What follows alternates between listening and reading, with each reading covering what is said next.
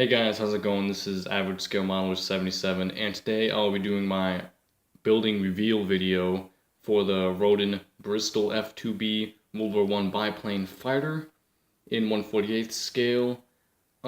This is my first World War I kit. I do want to do a World War I tank eventually, but they can be kind of expensive, to be honest. So I just picked up a plane for the group build I'm hosting right now, and this is how it turned out. It is a Roden kit, like I said before, and before I start complaining about this kit, I'm going to tell you parts that I do like and what I've done on this kit so far. So the main body color, which is the green, is to me is XF51 khaki drab. If you're doing British planes from World War I, excuse me, this is the color to get. It's great. It's like a mixture of a little bit of brown with some green. It's kind of like a really dark olive drab. It looks really good. The wood grain effect is something I do have to work on, however. Basically what I did was I just took Model Master wood and then painted the whole thing with that, the whole propeller. We'll just use that as an example. And then I took a paintbrush, dipped it in water, put it across the entire propeller, and then took some Model Master leather and rubbed it on there. And the water kind of made it a little bit faint, brown marks on it. I kind of dry brushed it on.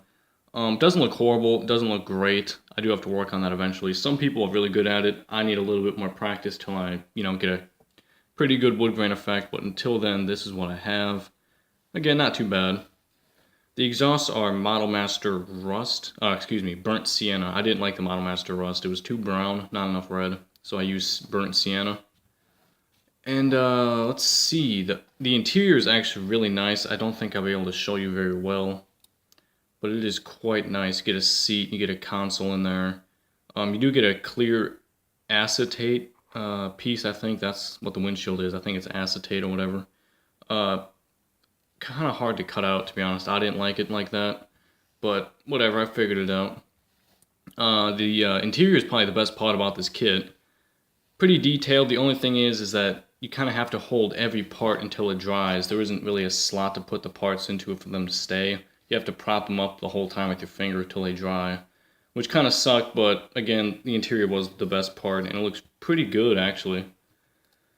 So let's get to the decals. The decals are complete trash, guys. These are the worst decals I've ever had. You can see up here, they started cracking and kind of flaking away.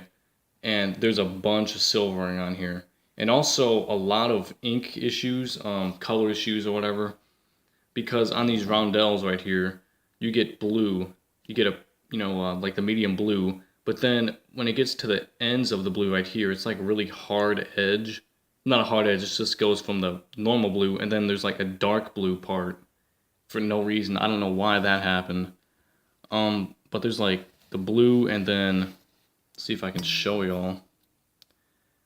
But you can see it right there. There's the dark blue right here. Then the other is just the regular blue, but it gets dark right here. So I don't know what's up with that. Kind of sucks, but it's kind of unnoticeable if you're quite a distance away. So I'm not gonna freak out about that too much. Another thing is these rudder decals are too big when you put them on. They stick out about a millimeter or two above. So what you have to do is put it on, then wait for it to dry, put some decal setting solution on so it's in place, and then take your razor and then scrape across the ends right here, and that'll take it off pretty nicely. There might be some jagged corners where it tears a little bit too much, but you really don't notice anything. Right here on this roundel, you might be able to tell that it has that white outline like it should, but then towards the top the white outline disappears, like it just wasn't there, so that kind of sucked. And also you get a lot of silvering on these decals. You can probably see some of it. The decals, like I said, are some of the worst I've ever had. I'll give them like a 3 out of 10 on the decals. They just suck, dude.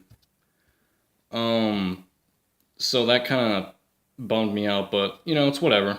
Some decals are good, some decals aren't. The engine cowling is painted with Model Master Gunship Gray. It's supposed to be Gull Gray, but it's a little bit too light for me. I thought having a dark cowling and then the dark fuselage would look better than a dark fuselage with a really light gray.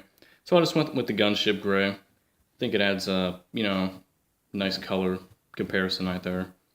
The undersides I really like. I'm gonna show you that right now. You've got this fabric tan. It's a XF60 dark yellow from Tamiya. And I think it looks really good with the fuselage color. Probably the best color for fabric, I think. And the decals are pretty good on here. You can't really see the silvering. So I really like that. Here's some bomb racks right here. Also, some of y'all may have noticed the landing gear, the rear landing gear. This isn't the full landing gear. There is like a tail skid you're supposed to put in the middle, but it kept falling off. I don't know why. So I'll put that on at the last moment before I hang it up. So that's basically it right there. But there is one instruction or assembly thing I will want to point out for anyone getting this kit. It's the assembly right here. Zoom in a little bit. Well, focus. There we go. Alright, so let's get a pointer stick. Let's get a toothpick. And as you can see, you're supposed to put the landing gear on right here, as well as these little plastic pieces right here. And the plastic pieces are supposed to go in these holes and then meet up with the fuselage, and that's supposed to hold it up. It doesn't at all, guys. I probably spent, literally, no lie, 3 hours fidgeting with these parts, trying to get them to hold up the fuselage, and it just doesn't happen. So what you have to do is glue the landing gear first onto the wing right here. Super glue. Use super glue on all these assemblies right here, because Tamiya glue does not hold it up. So super glue the landing gear right here. Then take your back brace, this one, and then glue that to the fuselage, and then glue that to the wings. If you glue this piece to the wings first and then try and put the fuselage on, it's not going to work because you have to bend the pieces kind of like this to meet up with the fuselage. So if you glue them to the fuselage, then the wing, you can just kind of bend them around as you need to. And that's the only way it's going to work. Also, prop up the tail with like Tamiya glue or something so it doesn't put all the weight on this back piece right here. Next thing you want to do is then glue the middle piece to it, and then that should take care of the problem.